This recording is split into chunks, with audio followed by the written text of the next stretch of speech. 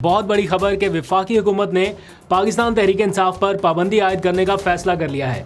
अब से कुछ देर पहले अता तारड़ ने बतौर वफाकी वज़ीर इत्तलात प्रेस कॉन्फ्रेंस में इसका ऐलान किया। 4 अहम और बड़े फैसले किए गए हैं। आर्टिकल 6 की कार्रवाई भी शुरू करने का ऐलान कर दिया। इमरान खान के खिलाफ, आरिफ अलवी के खिलाफ, कासिम सूरी के खिलाफ और भी 2 बड़े फैसले किए गए जिनमें ओवरसीज़ पाकिस्तानियों से मुताल्लिक हैं कि उनके पासपोर्ट्स ब्लॉक किए जाएँ और क्या क्या चीज़ें इस वक्त डिसाइड की हैं। ये सारी तफसीलात आपको बताता हूँ।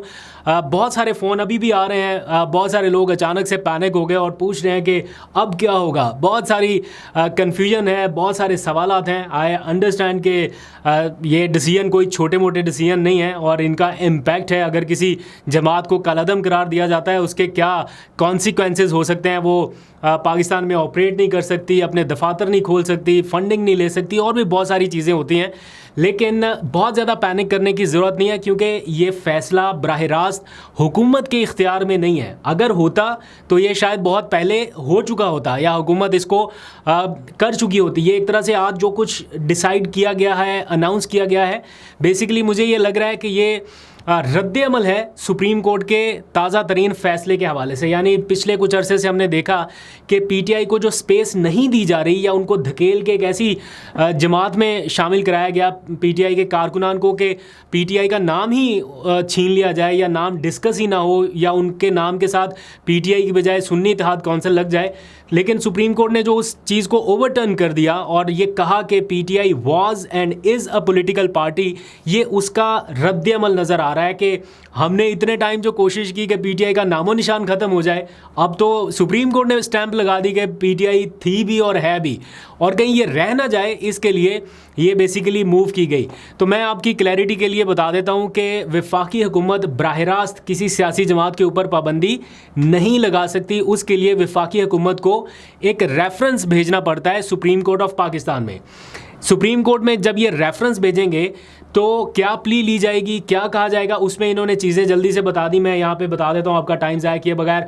एक इन्होंने कहा जनाब फॉरेन फंडिंग, उसका केस ऑलरेडी चल रहा है, उसकी डिसीजंस, उसकी चीज़ें सारी पैरेलल ऑलरेडी मौजूद हैं। लेकिन उसको ग्राउंड बनाने के लिए एक फॉरेन फंडिंग, दूसरा इन्होंने वो साइफ़र वाली सारी चीज़ें प्ले कर दी कि देखें इमरान खान ने ऑडियो लीक में कहा कि साइफ़र से खेलना है तो ये कौमी सलामती से खेलने से मुतरादिफ है। एक वो चीज़ इन्होंने डाल दी। फिर वो IMF के हवाले से कि जनाब IMF को ख़त लिखा, ये इन्होंने डाल के कह दिया कि जनाब हम ये ग्राउंड के बेस पे सुप्रीम कोर्ट ऑफ पाकिस्तान जा रहे हैं। ये उसी सुप्रीम कोर्ट के पास जा रहे हैं जिसके फुल कोर्ट बेंच ने कहा कि पीटीआई एक सियासी जमात थी और है।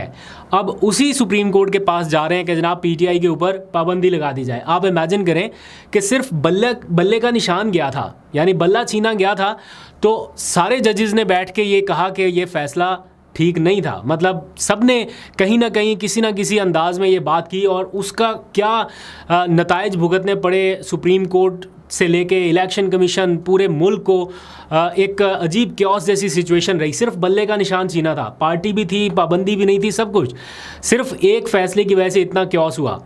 और अब अगर एक जमात के ऊपर पाबंदी लगाने की बात हो रही है तो क्या सुप्रीम कोर्ट इतनी आसानी से इनकी बात मान लेगी?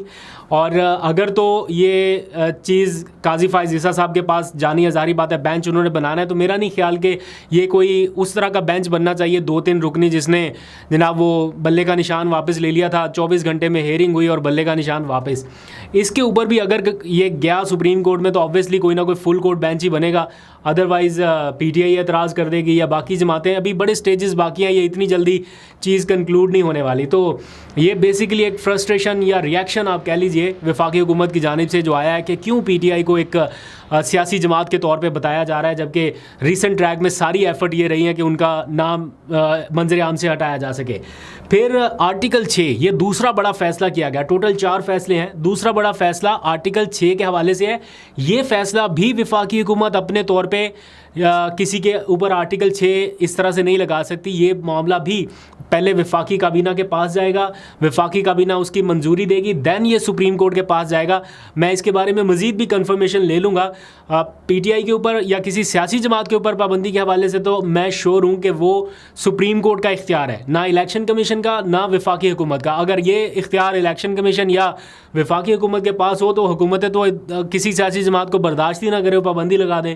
और इसी तरह ये आर्टिकल 6 जैसा हसास मामला भी काबीना में जाएगा, काबीना मंजूर करेगी, देन ये सुप्रीम कोर्ट को भेजा जाएगा and then supreme court determine करेगी कि क्या ये बनता भी है केस या नहीं बनता।